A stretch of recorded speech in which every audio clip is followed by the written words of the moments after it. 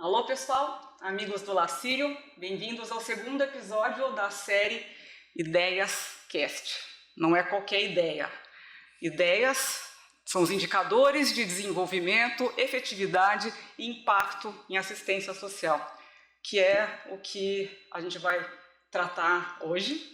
O Lacírio, se você não conhece ainda, é uma instituição que há mais de 100 anos acolhe crianças e jovens em situação de vulnerabilidade. E a gente não faria isso tão bem se não fossem os nossos parceiros. E hoje a gente vai tratar de parcerias na fase de profissionalização dos jovens. A gente vai receber hoje gente VIPíssima, que trabalha com o Lacírio. Nós temos aqui um representante de uma parceria pública, que é o Mauro Pereira da Silva, supervisor da Secretaria de Assistência Social da Moca, uma parceira da iniciativa privada, voluntária, Rebeca Toyama, ela é fundadora e CEO da ACI, que é a Academia de Competências Integrativas, e um parceiro do Sistema S, o Sebrae. O Sebrae está dentro do Lacírio, gente, não é pouca coisa. Paulo Sérgio Françosi. Rebeca, você que é voluntária, isso tem muito valor para a gente e é um exemplo. Pessoal, exemplo, voluntariado. Eu acho que tudo começou com um namoro, né? Um relacionamento começa com um namoro. A gente começou a fazer os eventos da Academia CI dentro do Lacírio, de forma para arrecadar, já arrecadamos agasalhos, já arrecadamos leite, chocolate da Páscoa. Inclusive saiu numa das cartas do Pacto Global da ONU, um dos eventos que a gente fez no Lacírio, que foi provocando as empresas, assim, você está procurando um espaço para evento, por que não, nesse momento de evento, a gente não fazer algo junto com o terceiro setor, né? Então, acho que começou dessa forma. Então, o lançamento do meu segundo livro foi dentro do Lacírio e a renda do evento todo, mais o ingresso, que acho que era chocolates para Páscoa, foi para o evento. A gente já fez conferências lá dentro. Então, começou com um namoro e foi quando a gente entendeu que tinha uma necessidade de cuidar desse jovem que estava na hora de iniciar sua vida profissional. Como a Academia CI é uma escola de formação de mentores, aí nós trabalhamos na formação de mentores para acolher o jovem que precisava ter a sua primeira experiência profissional. Naquele momento, vulgo ano passado, a gente acolheu em torno de 18 jovens e esse ano, né, já estamos na segunda edição, com 16 jovens sendo monitorados, mentorados por profissionais formados pela Academia CI. E não só isso, a gente acompanhando, né, o desenvolvimento de todos, que uma coisa que a gente traz para o mentor é que talvez o grande beneficiado desse projeto não é só a criança, mas é o mentor também que tem essa oportunidade de ter essa experiência. Então, hoje no Lacírio, a gente tem esses dois pontos de contato. Eu que o diga, porque eu participei do processo seletivo de mentores, porque não era fácil não, a gente teve que batalhar ali para conseguir virar mentor. 40 voluntários, né? E a gente recebeu uma formação que, poxa, a ACI é uma das melhores empresas de capacitação de competências e é um curso que não é tão acessível, hein? E a gente recebeu esse curso e se tornou mentor e pôde ter a gratificação de fazer um match com algum jovem que estava em busca das competências que você, mentor, com a sua trajetória, tinha para oferecer. Então foi maravilhoso para as partes. Obrigada, Rebeca. E queremos ouvir também os nossos parceiros. Olha, então a gente dá essa mentoria, que é uma coisa para o jovem se conhecer, mas não é uma formação técnica. A formação técnica é através dos nossos parceiros aqui. Então, o cara que quer ser empreendedor, temos nada menos do que Sebrae, certo? Então, a gente quer saber tudo sobre como o Sebrae produz empreendedores. Bom, obrigado, Camila. Prazer estar aqui com vocês. Agradeço o convite do Lacírio. Agradeço a parceria com o Mauro também, de estar junto aqui, com a Rebeca. É uma satisfação muito grande estar debatendo um tema tão caro à sociedade, também ao Lacírio e ao Sebrae. O Sebrae ele está internamente, como você falou no começo do programa, né, dentro do Lacírio, já faz uns 8 anos praticamente, possivelmente desde 2017 a gente já vem conversando sobre alguns eventos, alguns projetos em parceria. E em 2020 nós inauguramos o Sebrae aqui, internamente dentro do Larcírio, né? Que é justamente uma parceria que nós temos com diversas instituições. No estado de São Paulo são mais de 600 Sebraes aqui que nós temos. Na capital não, nós temos apenas 25, sendo que o Larcírio foi o primeiro, né? O Larcírio nós lançamos no mesmo dia, não vou recordar, acho que era no mês de abril, e nós lançamos duas unidades no mesmo dia, os dois primeiros, uma em Paraisópolis e outra no Larcírio. Tivemos a presença a nossa liderança do Sebrae São Paulo, liderança do Sebrae Nacional também esteve presente no Larcírio.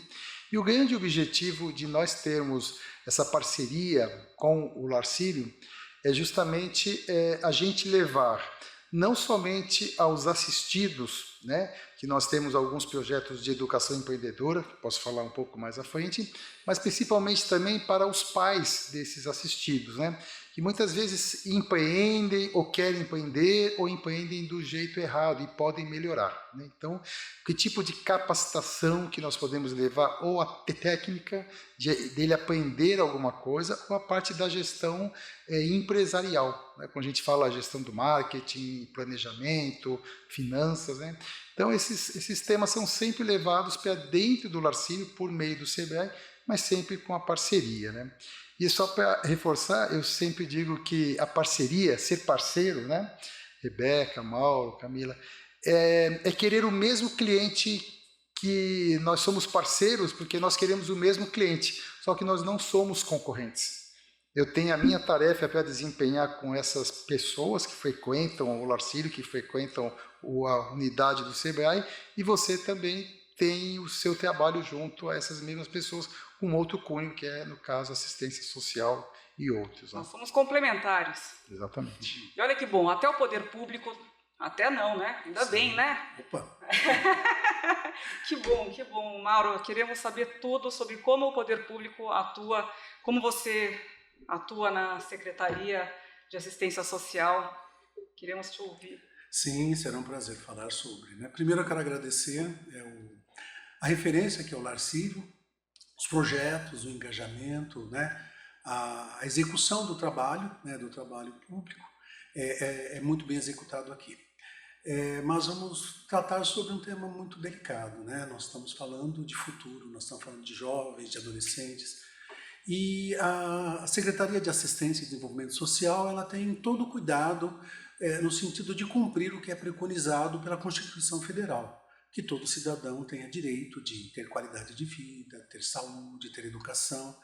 E a vulnerabilidade social são os que não têm casa, os que não têm onde dormir, onde não têm onde morar, ou que têm uma casa precária e têm que educar os filhos. Então, a assistência social, dentro do programa do SUAS, né, que é o Sistema Único de Assistência Social, onde tem todas as diretrizes.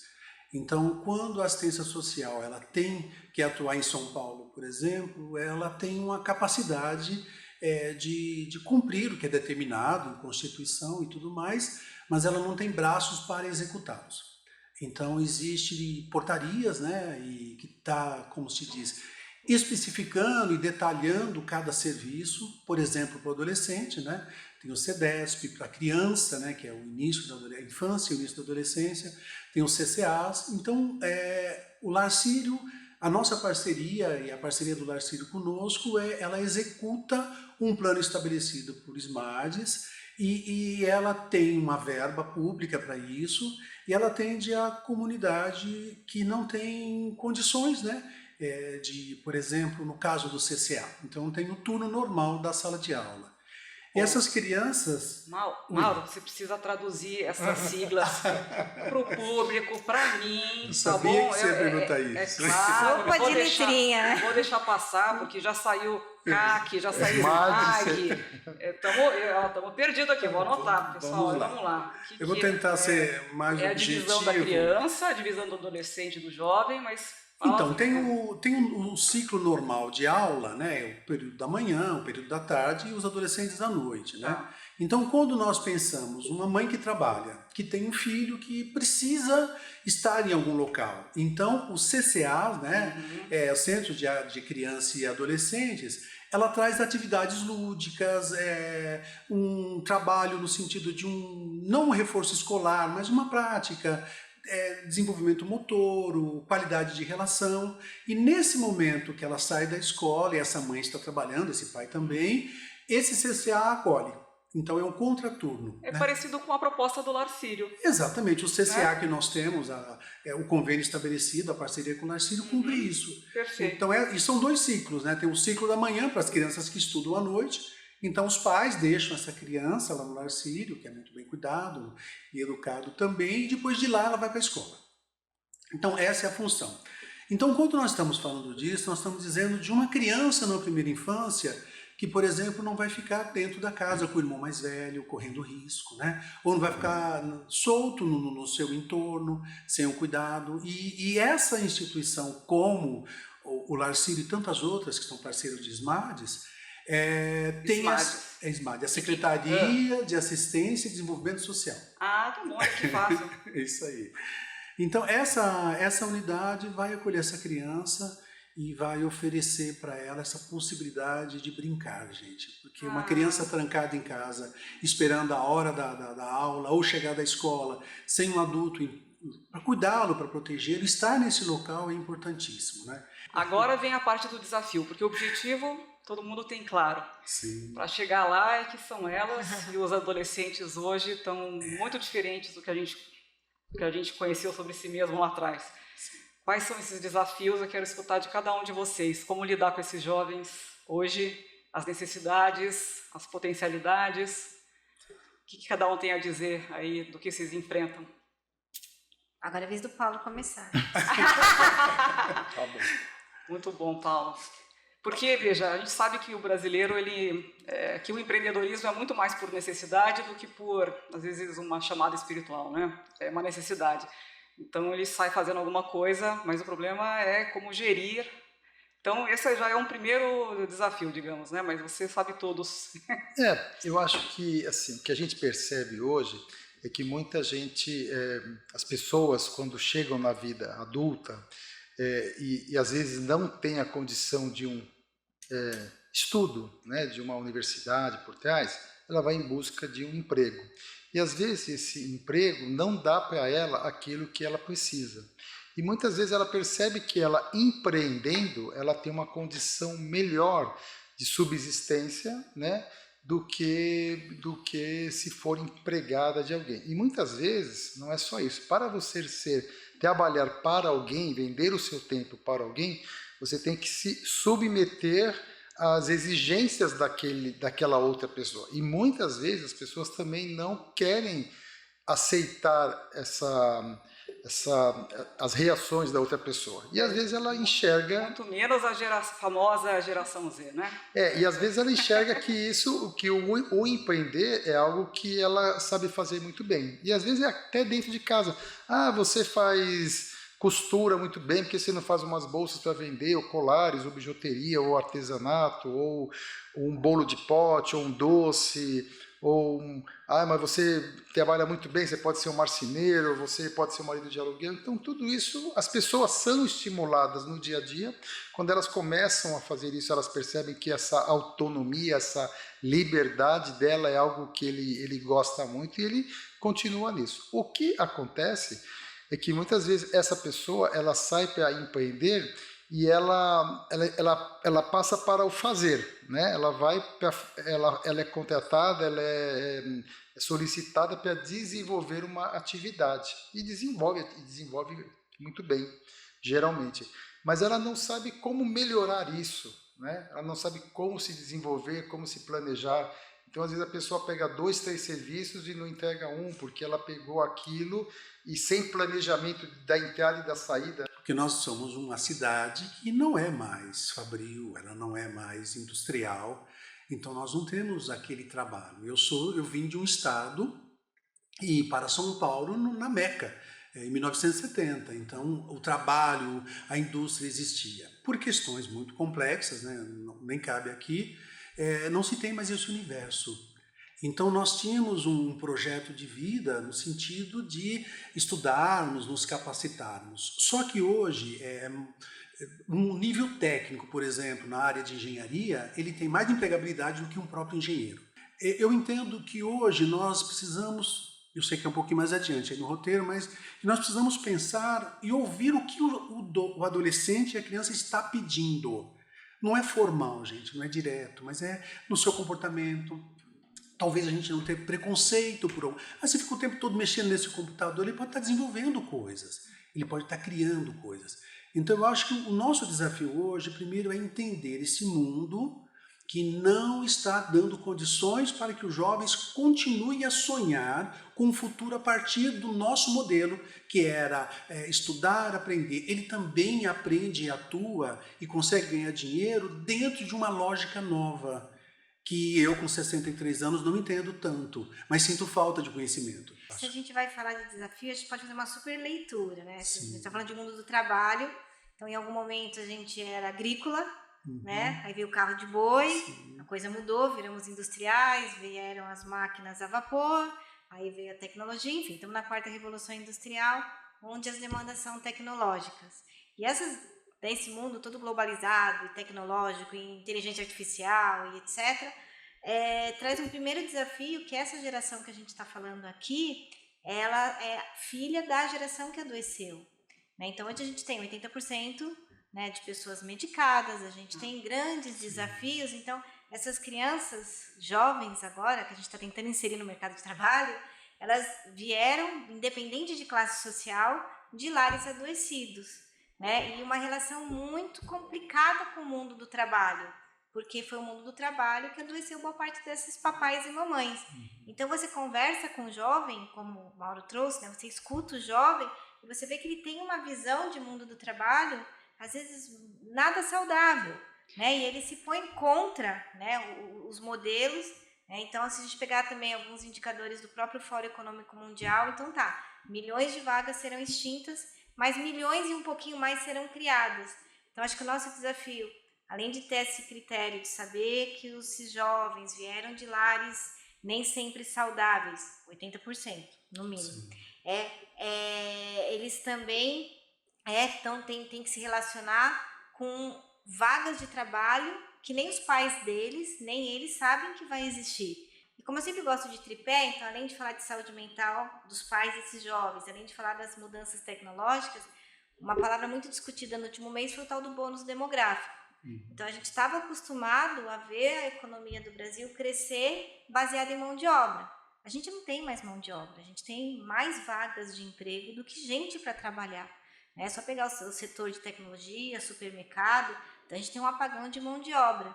Né? Então, a gente precisa, né, de ações como do Sebrae, do Senai, enfim, para qualificar uma mão de obra para cobrir uma coisa que a gente antes cobria por quantidade. Né?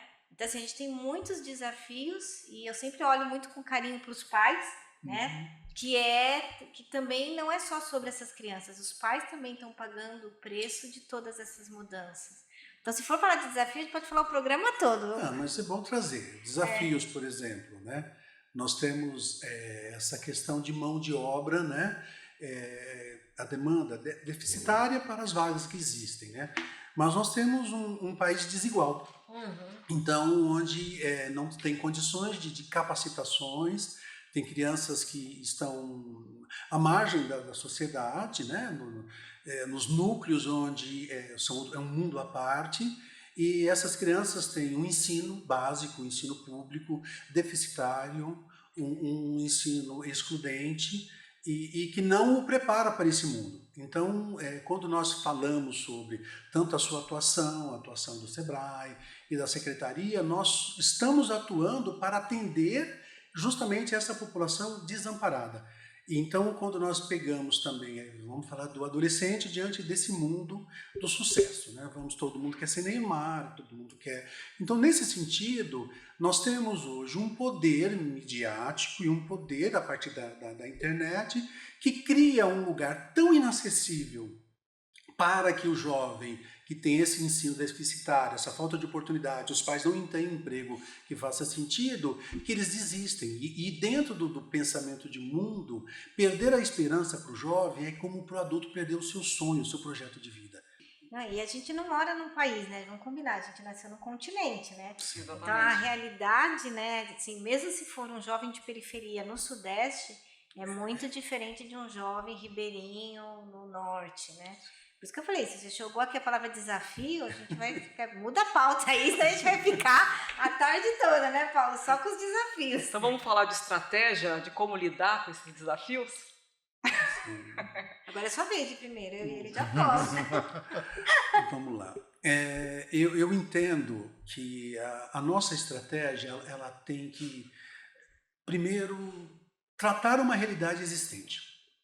Nós temos hoje uma população de jovens que já estão ou totalmente desesperançados ou sem espaço. Nós temos uma realidade já estabelecida. Então, como podemos fazer?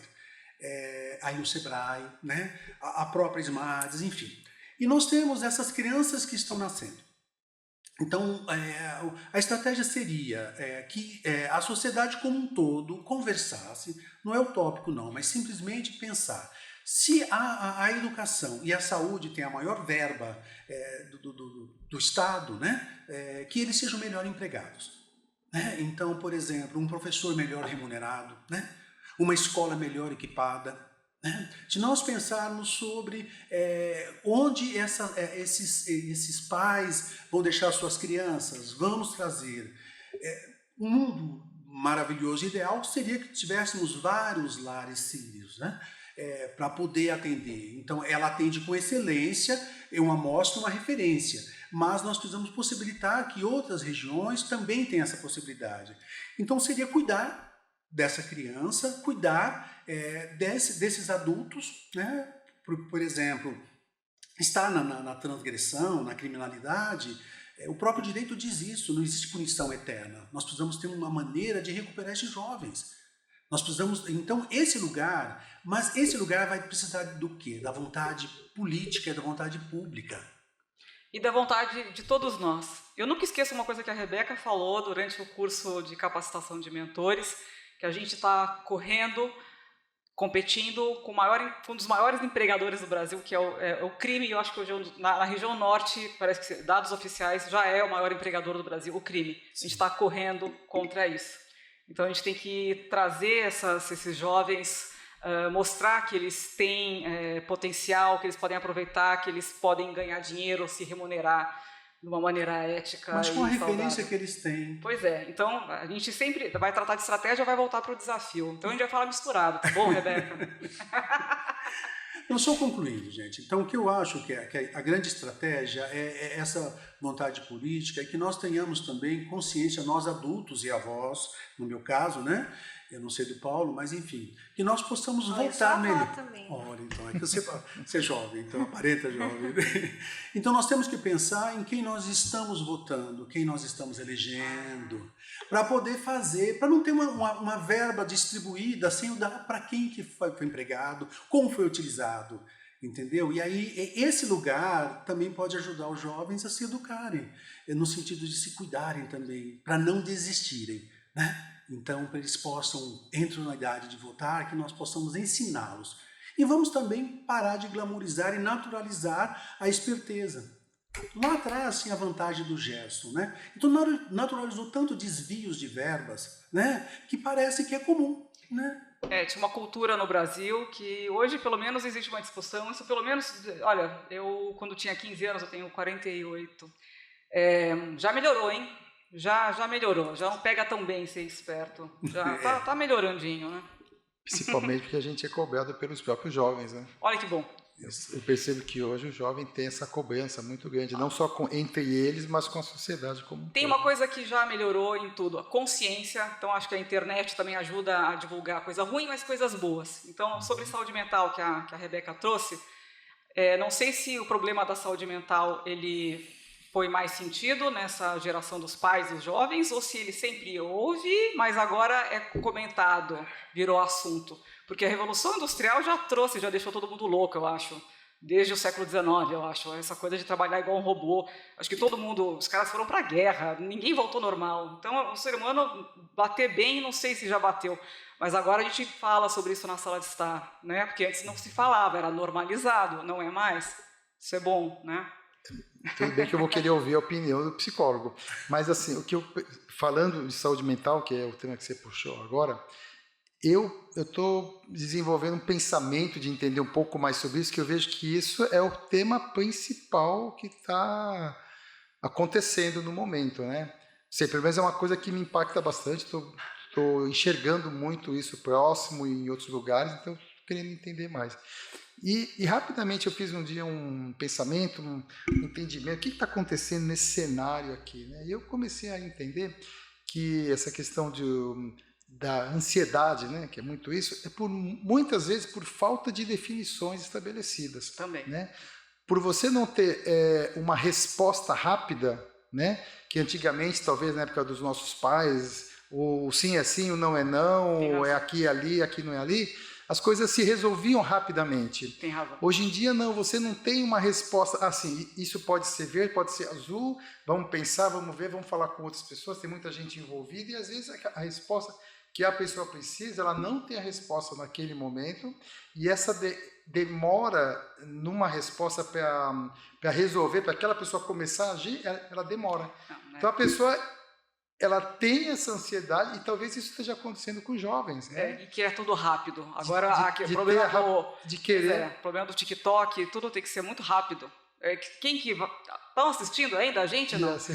Porque foi mais do que 10 segundos, né? Então, realmente, mais um desafio para poder capacitar esses jovens, porque será que eles vão aceitar o processo? Quando a gente fala de solução, né, a gente tem as bandeiras. A minha bandeira sempre é falar de propósito.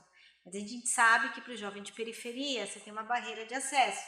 Uma coisa é quem tem acesso à educação, né, embora com as nossas notas do PISA caindo ainda, a gente sabe que o nosso acesso à educação, independente do nível, continua caindo. De novo, caiu esse ano.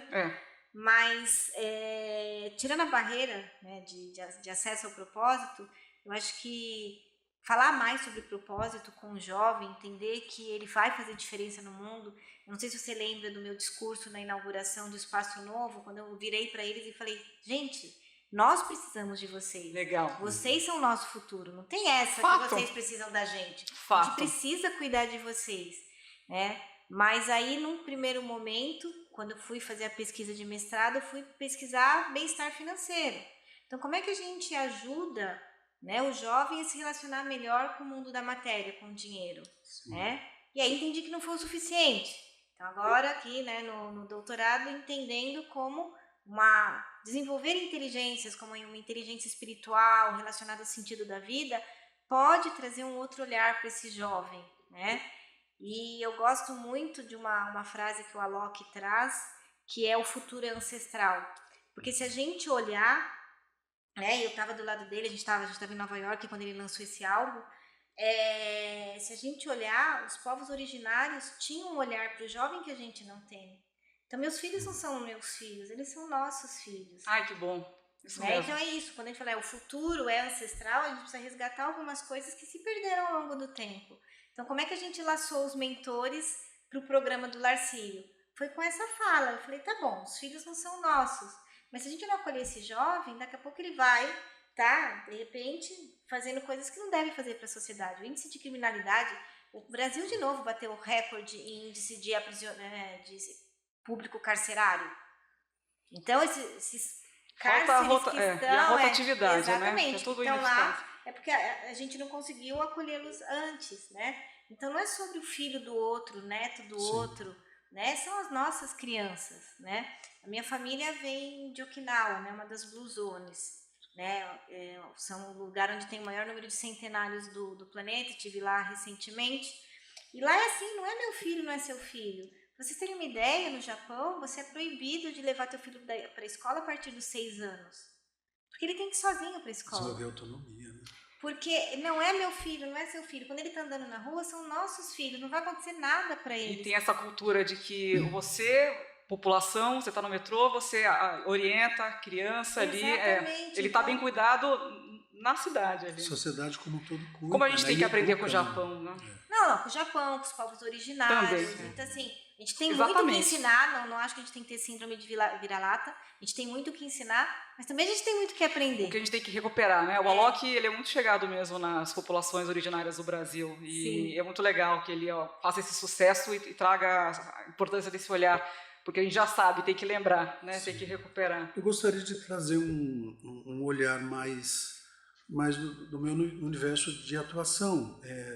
Que nós vamos pensar que a adolescência, esse período, né, que se dá nome para a adolescência, ele é um período de grandes descobertas e mudanças muito profundas, né? Busca de si mesmo, essa questão identitária, essa questão de que sentido a vida, é uma questão mais existencialista, que nós já passamos.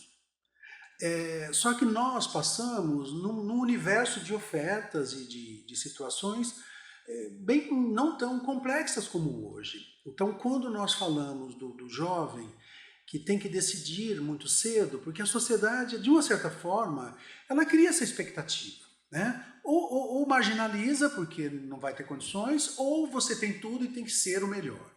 Então, esse tem que ser o melhor é onde nós caímos dentro de um universo de um consumismo, mas não um consumismo só de calça, carro, mas um consumismo de relação mesmo. Então, o jovem, ele tem essa busca e esse conflito. E nós, como adultos, nesse mesmo conceito oriental que é o filho de todos nós temos também ter um pouco mais de maturidade, primeiro, para entender que esse momento de conflito, ele pede o quê? Uma escuta, pede uma compreensão e essas regras nossas, porque eu não sei se vocês sabem, o melhor contato que nós vamos ter com a criança é sentar no chão, no mesmo nível do olhar. Então, quando nós estamos com a criança, brincando com ela sentado no chão, ela é mais espontânea e ela nos acolhe. Quando ela começa a encontrar outras ofertas, perto da puberdade, ali, a adolescência, ela entra num mundo de dúvidas, porque para nós, eu lembro, quando jovem, se namorasse com duas meninas no mesmo bairro, no mesmo ano, você ou era o garanhão ou era a galinha. E hoje nós temos uma liberdade sexual, das experiências que são muito grandes. Então, nesse lugar, como que um jovem hoje, dentro de um mundo de ofertas e de exemplos, libertários, né, dentro desse mundo novo, ela pode entender que ela vai para o mundo com 13, 14 anos, ter as suas primeiras experiências sexuais, tanto a menina quanto o menino, e ela não se torna objeto do outro.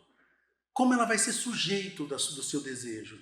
E como usar ou não usar, como se comportar, e isso vem à tona. Então, esse mundo do jovem hoje, ele está muito adoecedor, porque nós adultos também estamos adoecidos. Porque nós também idealizamos um filho sucesso. Nós não idealizamos um filho que possa não querer estudar, ficar 2 anos sem estudar e fazer uma atividade, né? Fazer um mergulho em si mesmo e tudo mais.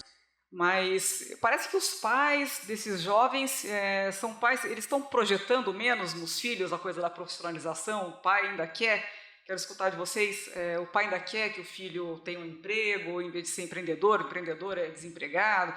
Como é que eles estão trazendo isso, de que jeito? Que tipo de jovem que quer ser empreendedor, Paulo, por exemplo? Eu acho e que se os pais estão apoiando, entendendo... Pois eu quero ver muito o que a Rebeca vai falar, porque ela está nessa linha já de estudo, né? Eu gostei muito dessa fala de os jovens não são meus, nem seus, são nossos, né? Que é o motivo da gente estar aqui. Eu achei bem bacana. E aquela fala do seu neto, né? Qual é o meu talento, né? Fazer o bolinho, de repente assim, né? Eu quero ouvir mais, né? Assim, eu como avô ainda não sou, mas o grande barato vai ser ouvir mais, né? E falar também, mas ouvir o que essa criança tem, né? Mas eu vejo assim, hoje, não sei, uma percepção que eu tenho, não ligada tanto ao CBE que eu já falo, mas ligado à família em geral, né? É que os pais não querem, eles querem encaminhar o filho para uma boa educação, um bom contato, que ele possa decidir da melhor forma possível e sempre que se puder ajudar, eu vou orientar, eu vou testar. mas ele não quer sofrer aquilo que houve no passado. Eu quero ser psicólogo, não, isso não é profissão para homem, Pois é, vai ser engenheiro. a nossa geração teve muito isso. Profissão era engenheiro ou médico ou advogado. O resto era passatempo, isso é hobby, isso é hobby, isso é bico. Ser psicólogo não é profissão para homem. Você já ouviu isso aí, não, né? e o arquiteto, que nem era macho o suficiente para ser engenheiro, nem era, até isso, nem era gay o suficiente para ser decorador. Se o filho chega assim, vou fazer cinema, você fala assim, sensacional. Cinema é a bola da vez. Eu acredito muito que o cinema é isso, né? O videomaker, o que seja, né? A gente vê aqui um podcast que já não é mais um programa de rádio, é um programa de YouTube, de televisão, é vídeo, é áudio, né? Mas eu vejo que muitas vezes o jovem está sem essa...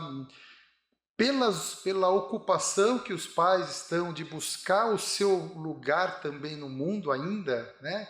E esse jovem, às vezes, ele não dá atenção para o jovem. Pois é, trocou o problema, né? Porque antes era tinha menos opções, e não era não, e sim era sim, né? Então você se enquadrava, sofria pelo enquadramento forçado às vezes. E agora é uma questão de você tem mais abertura, mas aí as opções são milhões, você quer ser influencer, não sabe muito bem do que. Enquanto isso, seu pai também está pirando na problemática dele. Porque o camarada... O camarada, por exemplo, eu tenho, assim, numa empresa hoje em dia, você tem a pessoa de 72 e o jovem de 22, né? São 50 anos ali de geração, só que esse de 72 já podia ter saído aos 52, não saiu, continuou até os 62, e vai continuar até os 72, e espera-se que ele saia aos 72, para dar vezes para esses outros jovens, né? O que acontece muito é isso, a empresa fica numa pirâmide muito grande, porque tem... Mas é boa a empresa que chega nessa situação, porque o ruim é as empresas, o cara faz 60 e já tem que se aposentar. Estão sendo readmitidos, gente. Bom. É o etarismo, mas não, você estava falando a questão, né, do tempo, tem um estudo, não sei se é canadense ou norte-americano, que ele mostra que hoje um adulto ele gasta mais tempo, né, em rede social do que com as pessoas que ele mais ama. E dentre essas pessoas a gente tem os filhos. Então a gente está falando desde o período da amamentação, né, das mamães amamentando aqui no celular, até os filhos vindo, né? Então eu não sei. Então são muitas realidades para a gente falar assim, não, agora os pais estão pegando no pé, não, agora os pais não estão, né, estão dando mais liberdade, ou agora os pais estão no TikTok, eu sei lá onde eles estão, mas a gente sabe que é só acompanhar, né, o crescimento de venda de energético, de estimulantes. Estou falando só dos lícitos, não vamos falar dos ilícitos hoje. Vamos falar só dos lícitos, porque cada vez mais, né, as pessoas se atarefam, né, e elas acabam não sendo pai, mãe, enfim, elas estão ocupadas com algo. Então são muitas realidades, são 8 bilhões de pessoas, né, a gente conseguiu chegar nesse lugar em termos de espécie. E são realidades muito diferentes, né? Ainda bem que no Lar Sírio as crianças, os jovens estão com o tempo muito bem aproveitado, fazendo atividades ótimas, né? Porque esse é o problema, tá sozinho em casa, tá no celular, tá no TikTok. Bom, vamos falar agora de resultado. O que vocês já perceberam de resultados do trabalho de cada um na profissionalização dos jovens, os impactos percebidos? Eu quero escutar um pouco disso e também o que vocês veem para o futuro da educação profissionalizante. Paulo?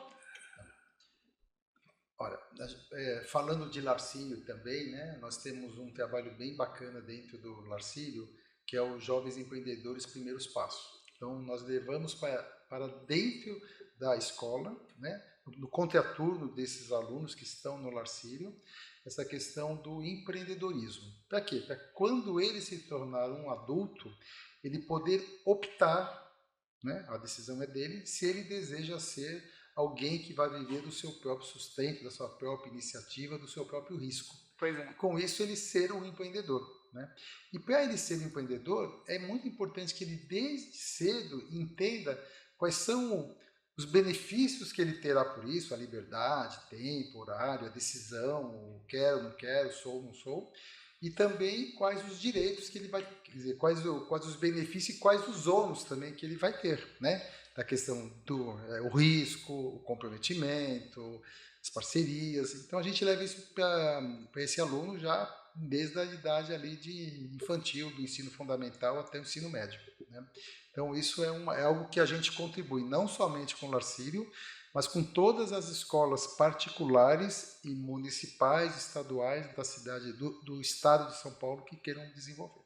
Isso aí. Então a gente desenvolve esse trabalho já falando em jovens.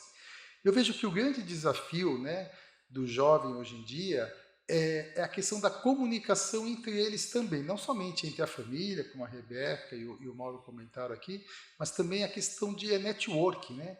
Muitas vezes eu vejo que eles não querem ter network, o grande barato deles é ficar em casa, e às vezes eles estão no network dele de 3, 4 pessoas num celular, e somente aqueles 3, o network daquela pessoa é 3, 4 pessoas, né? E quando tem que sair do lado externo da sua bolha, né, como vocês falaram também, ele já fica perdido muitas vezes, né? Então acho que cabe também a nós, pensando que os filhos não são seus nem meus, são nossos, né, a gente trazer esse ambiente de relacionamento entre eles, em que eles possam trocar as suas necessidades, os seus anseios, que a gente possa dar um direcionamento para isso, né? Então, na minha visão, hoje, eu estou levando aqui dessa mesa isso, como é que eu posso ampliar mais o relacionamento, não somente com os empreendedores, empresários que eu tenho, que nós fazemos vários trabalhos, clube de negócio, rodada de negócio, por aí vai. Inclusive, mas o jovem, né, com esse jovem, como é que eu posso trabalhar com ele também? Me conta uma coisa, Paulo, você consegue fazer essas rodadas de negócios, inclusive com esses grupos de jovens que vieram do Larcírio, por exemplo, jovens? Não. Então. Não, por enquanto, assim, estou falando, estou levando para mim esse pensamento hoje, porque até hoje o que a gente desenvolve é sempre uma rodada, um encontro, uma missão empresarial daquela pessoa que já é um MEI, um ME, um EPP, a pessoa que já é estabelecida, seja fisicamente ou remotamente, mas já é um adulto, por exemplo, né? Nessa questão desse network que eu estou falando aqui com esse jovem, é isso que eu estou querendo pensar. Como é que eu posso criar, e talvez não somente Sebrae junto com o Larcírio, como é que a gente pode criar esse relacionamento? Eu acho que esse network, e eu acho que justamente esses workshops que estão para sair aí no segundo semestre, acho que é justamente algo que pode ajudar a gente a pensar um pouco mais em como essa roda de conversa, essa roda do bem de conversa. Eu sinto um pouco que o jovem quer conversar um pouco mais, né? E quer buscar alguém para poder ouvir também ele, e talvez não indicar, faça isso, mas olha, um caminho pode ser esse. Mas você já tem turmas formadas, né? Turmas que vieram dessa população, então, Sim, mais para desenvolver a educação empreendedora, a gente tem. E vocês têm acompanhado a pós-formação, então já temos resultados? Olha, tem coisas sensacionais, né? Então, é isso que a gente quer saber. Então, por exemplo, vou contar 2 exemplos super rápidos aqui. Ótimo. Mas, por exemplo, eu estive gerente também na Baixada Santista, e lá a gente tem a famosa Vila Belmiro, né? E o Mauro, como meu parceiro de idade aqui, eu acredito que ele vai torcer para o Santos também. Eu vou chutar aqui, né? Somos amigos, mas né, vamos com nem calma. Tanto, nem tanto. E tinha o grande Pelé, né? Todo mundo daquela geração acabava sendo um pouco isso. E aí era um filho, né? Que o pai estava fazendo o brigadeiro para vender na porta lá da Vila Belmiro, e o filho falava assim: pai, hoje o Santos vai jogar com o Palmeiras, por que todo brigadeiro é verde? É preto. Faz um brigadeiro verde. Gênio. Você vai vender tanto para o Santista quanto. Então, assim, aquela criança. Meu pai é palmeirense, olha aí. Com 8 anos de idade, 7 anos de idade, olha levando esse ensinamento para o pai. Empreendedor, inteligente, olha, para o público. Mas são diversos, assim. No próprio, então, por exemplo, o ano passado nós estávamos numa escola, né? E o horário que ia ter uma feirinha para os pais verem o trabalho desenvolvido desses alunos, né? Ia ter um horário, sei lá, das 9 ao meio-dia.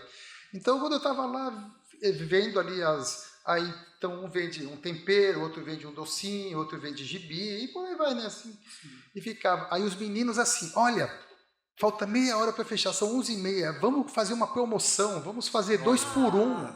Criançada com 6 anos, 6, 7 anos. na veia, adorei o livro. Mas é assim, é o dia a dia. Então, assim, legal. isso eles levam para a vida adulta de uma forma mais organizada. Isso que a gente desenvolve. E não é que a gente queira que todo mundo seja empreendedor, não. Mas que isso pode ser uma opção de carreira. Esses meninos que você mencionou, eles têm um espírito empreendedor. Ele, mesmo que fosse funcionário, ele também ele tem essa iniciativa. É o intraempreendedor. Porque a pois gente, quando tem uma empresa e contrata uma pessoa, para que você contrata? Para resolver um problema. Exato. E que tipo de pessoa que você quer? Aquela pessoa que seja empreendedora, Traz tenha sedução. iniciativa. Porque se só trouxer problema, para que você está lá, né? Pois é. E seus exemplos que a gente adora escutar, resultados que você tem acompanhado das formações que você dá? Bom, a gente apoia outras instituições e a gente acredita muito que se todo adulto, né, adotasse, mentorasse um jovem, a gente erradicaria o problema. E matematicamente é isso. Então, se cada um de nós aqui, cada um do que está assistindo a gente, cuidasse de um jovem, né, por um período Convite, de intimação, a gente teria já um grande impacto, que é nesse espírito que a gente organizou, né, um programa de mentoria dentro do Lar Sírio. Mas agora, ouvindo bastante você, Paulo, acho que a gente tem muita sinergia no que a gente está fazendo. Uhul. Porque o grande, né, o mentor, ele não é um professor, ele não é um sábio, ele vai o quê? Eu gosto muito de uma frase: o que nos limita não é o nosso potencial, mas é a nossa visão de mundo. Então, um jovem de periferia, ele tem uma visão de mundo periférica. Né? E quando vem um mentor, e a gente fez uma tropa de elite de mentor, então lá a gente tem presidente de empresa, a gente tem diretor de empresa, a gente tem empresário, a gente tem empreendedor. Então, quando um jovem ele vê que o mundo é muito maior do que ele via na realidade dele, né, a coisa se expande. E muitas vezes a gente forçava, né, esse jovem a ir conversar com outro, então o mentor ia conduzir, então tá bom, quer falar com outro empresário, quer falar com outro empreendedor? Então o jovem, após 10 encontros, né, ao longo do ano, ele saía com o mundo dele 10 vezes maior. Que legal. Porque ele tinha, né, contato com aquele mentor, e o mentor ia abrindo portas, e falando de tecnologias, e falando de cursos, e de livros. Então, acho que a gente tem muita sinergia, né, porque assim, a gente tem, né, esse piloto dentro do Lar Sírio, que se limita aos jovens do Lar Sírio, mas a gente tem um potencial enorme, tanto que a gente ficou com mais, a gente tinha mais mentor do que jovem. No primeiro turno, a gente tinha 30 mentores e 15 jovens no período. Então, ficou muito mentor muito chateado, porque ficou sem um jovem para dizer que é meu e cuidar. Então, a gente cuida do jovem durante um ano, coloca ele no mercado e acolhe o próximo jovem que vem. Mas a nossa ideia inicial, né, e eu sou quase megalomaníaca para coisas de impacto, era não só olhar para o jovem do Lar Sírio, era para olhar para o jovem aqui da comunidade da Zona Leste, que não se restringe a esse jovem. E a umidade crítica, né? Você pega o jovem, né, para entrar no mercado do trabalho, né, 16, 18, 20 anos, é um período muito delicado, que esse momento que ele está tentando saber quem ele é na fila do pão, né? E se quem estende a mão do lado, né, leva ele para a fila errada, a gente perde o jovem. Então, a gente teve esses 2 grupos, a gente tem, sim, capacidade e potencial de expandir o projeto além dos muros do Lar Sírio, principalmente se tiver um bom parceiro. A gente tem a capacidade de formar mais mentores, porque eu sei que o mercado é uma bagunça, né? A gente viu. Então, todo mundo é mentor, ninguém estudou para ser mentor, e todo mundo virou mentor, de repente. Então, você tem... Então, você tem metodologia, então como que é não interferir na dinâmica desse jovem, mas sim deixar que ele floresça. Então, acho que em próximos passos, e olhando para o futuro, levar esse programa para além dos muros do Lar Sírio. Ampliar. Você deve saber que o Lar Sírio tem esse sonho também de transformar todo o Tatuapé num bairro socioeducativo. Então, a ideia sempre é ampliar as boas práticas. Agora, a gente falar de Zona Leste, né? A gente aprendeu aqui com o Roger, vamos agradecer a agência Desenvolve Leste por nos ceder esse espaço maravilhoso aqui para esse podcast. E ele nos contou que a Zona Leste tem simplesmente 2 milhões de... Não, 4 milhões só essa região, tirando 4, é verdade. outros bairros que já tem mais de 1 milhão. 4 milhões. Então, esse é o mercado para a gente pensar só em Zona Leste. A quantidade de jovens que a gente tem. Eu gostaria de trazer um agradecimento e uma reflexão, né? Eu creio que esse nosso encontro, ele é resultado. É resultado de uma secretaria, é resultado de uma instituição, é o resultado do seu trabalho, de todos nós. Então, nós estamos atentos, nós estamos observadores, nós estamos desejosos de mudança, né? E isso, para quem está na vulnerabilidade, na necessidade, ele entende que o contato humano, o interesse desses mentores, né? Então, e eu tenho um orgulho muito grande de estar numa secretaria que é muito difícil. Nós estamos lidando com pessoas no seu pior momento. E eu não posso ter um mundo idealizado e julgar uma família a partir de um resultado. Eu tenho que ter compaixão. E eu não tenho que vitimizá-los com piedade, mas com compaixão. Então, estamos fazendo e nós estamos procurando caminhos, né? E essa busca já é esperança, né? Então o Lar Sírio é isso, né? Eu tive uma oportunidade no ano passado, uma conversa numa reunião de pais e filhos e tudo mais. E estavam falando de relações e de violências domésticas e tudo mais. E na saída, algumas mães me procuraram. Nossa, eu passei por isso quando eu era criança e eu não sabia que era assim. Eu falei assim, olha que oportunidade, né? O Lar Sírio acolhe essas crianças, educa essas crianças no convívio, na relação e também estende para a família. Então, essa é uma ação importante. E essa ação ela tem que ser feita por pessoas como você, né? Como você, como eu, como você, né? Como essa equipe que está atrás disso tudo aqui, que está promovendo. Então, isso me dá esperança e eu acredito que tem muita coisa boa acontecendo no mundo, gente. Tem muita coisa ruim. Só que é como um programa sensacionalista, né? Às vezes as redes sociais só publicam e divulgam coisas ruins. Mas tem muita gente bacana acolhendo, ensinando, pensando juntos, né? Então, podemos ter um olhar mais otimista, que não é catastrófico, não é? Nós não somos mensageiros do Apocalipse, nós somos um olhar mais atento para isso, mas também não temos tantas respostas, precisamos de todos, né? E eu acho que esse é o grande resultado, né? É um ato contínuo, né? Tá muito bom, você tem razão que só essa discussão aqui já é um bom resultado, Sim. Um bom caminho, um bom futuro. Pessoal, super obrigada por comporem essa mesa e a gente se encher de entusiasmo em produzir esse futuro que a gente quer, de inclusão social, produtiva. Não adianta reclamar do Brasil, hein? Tem Sim. que ajudar. Olha os jovens aí que a gente pode dar caminho. É muito legal. Venham, Faça o venham. melhor que estiver ao seu alcance. Estamos fazendo, é muito gostoso. Pessoal, muito obrigada. Lembrando que essa conversa e essa série de episódios é um preparo para o evento que a gente vai ter, o Workshop Ideias, que vai ser esse ano, em agosto, dia 29 de agosto. Preparem-se, terceiro setor, venham discutir conosco o nosso presente e o nosso futuro. Obrigada, pessoal. Até a próxima. Até a Obrigado. próxima. Obrigado.